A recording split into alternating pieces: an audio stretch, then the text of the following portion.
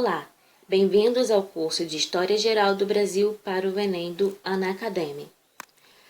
Na aula de hoje, vamos analisar questões do Enem referentes à história do Brasil colonial, sobre exploração da cana-de-açúcar, escravidão de indígenas e africanos. Uma questão de 2011. O açúcar e suas técnicas de produção foram levados à Europa pelos árabes no século VIII, durante a Idade Média, mas foi principalmente a partir das Cruzadas, séculos XI e XIII, que sua procura foi aumentando. Nessa época passou a ser importado do Oriente Médio e produzido em pequena escala no sul da Itália, mas continuou a ser um produto de luxo, extremamente caro, chegando a configurar dotes de princesas casadoras, campos, grandeza do Brasil no tempo de Antônio. Considerando o conceito do antigo sistema colonial, o açúcar foi o produto escolhido por Portugal para dar início à colonização brasileira em virtude de a. O lucro obtido com seu comércio ser muito vantajoso, b. Os árabes serem aliados históricos dos portugueses, c. A mão de obra necessária para cultivo ser insuficiente, d. As feitorias africanas facilitarem a comercialização desse produto, e. Os nativos da América dominarem uma técnica de cultivo semelhante. Para entender essa questão, é preciso lembrar que antes, no começo da colonização, o Brasil exportava, era um lugar onde se tirava pau-brasil, e essa foi o principal produto de exportação que Portugal retirou do território brasileiro nos primeiros 30 anos. É preciso lembrar também que havia um tratado entre Portugal e Espanha para dividir as terras exóticas, as terras novas, entre si. Mas essa divisão do mundo entre Espanha e Portugal não foi aceita por muitos estados europeus, de forma que esses estados europeus procuraram formas de invalidar esse tratado, mesmo por invadir as terras dominadas por esses dois países europeus. Para se proteger e proteger seus domínios, a corte portuguesa decidiu iniciar no Brasil uma colonização de povoamento. Por isso, em 1530, Martim Afonso de Souza foi enviado com 400 portugueses para iniciar um povoamento no território brasileiro e, nessa época, foram fundadas as vilas de São Vicente e Piratininga, onde hoje é o estado de São Paulo. O açúcar foi escolhido para ser o novo produto de exportação porque o açúcar já tinha um alto valor na Europa, como disse a própria questão. A cana-de-açúcar já era plantada pelos portugueses na Ilha da Madeira e nas Ilhas Canárias. Aqui você pode ver a representação de um engenho de cana-de-açúcar. Portanto, a resposta certa é letra A. O lucro obtido com o seu comércio ser muito vantajoso. Em um engenho sois imitadores de Cristo crucificado, porque padeceis em um modo muito semelhante o que o mesmo Senhor padeceu na sua cruz e em toda a sua paixão.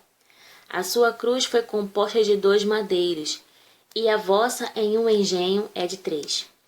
Também ali não faltaram as canas, porque 2 vezes entraram na paixão, uma vez servindo para o cetro de escárnio, e outra vez para a esponja em que lhe deram o fel. A paixão de Cristo foi parte de noite sem dormir, parte foi dia sem descansar. E tais são as vossas noites e os vossos dias.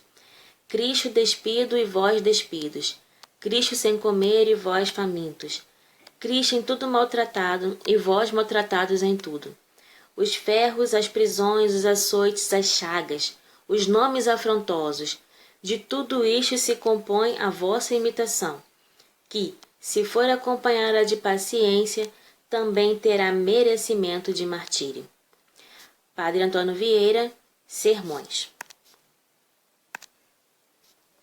O trecho do sermão do Padre Antônio Vieira estabelece uma relação entre a paixão de Cristo e a atividade dos comerciantes de açúcar nos portos brasileiros, b. A função dos mestres de açúcar durante a safra de cana, C. O sofrimento dos jesuítas na conversão dos ameríndios.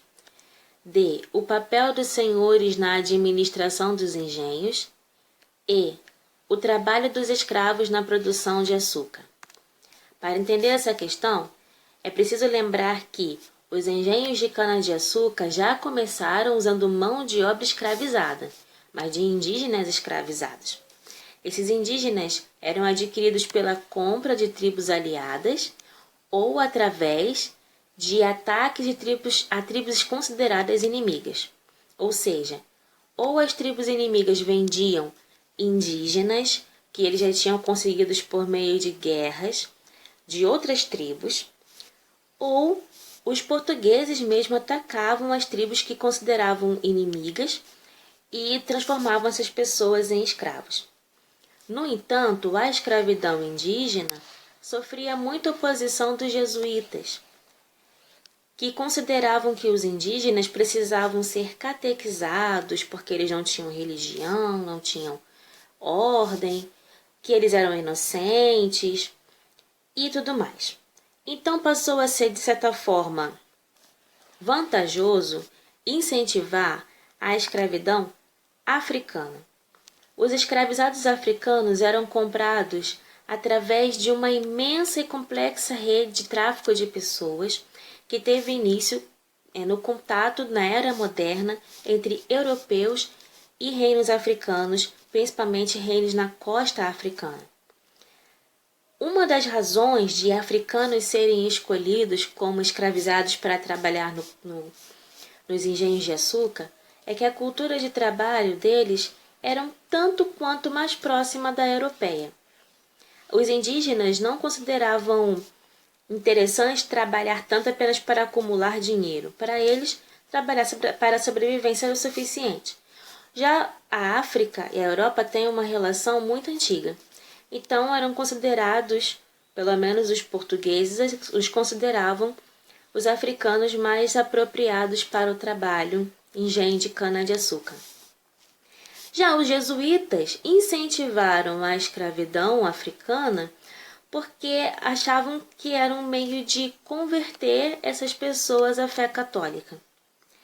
Entendia que se de outra forma esses africanos não entrariam em contato com a fé católica e por isso era algo não tão ruim escravizá-los assim. Enfim, a resposta certa é o trabalho dos escravos na produção de açúcar. De fato, esse sermão do Padre Antônio Vieira foi direcionado aos escravos dos engenhos. Bom, terminamos aqui a aula de hoje. Se quiserem saber mais, aqui está a bibliografia que eu usei. Espero ver vocês na próxima aula. Se tiverem dúvidas, por favor me sigam e deixem sua pergunta. Obrigada por assistir e até a próxima.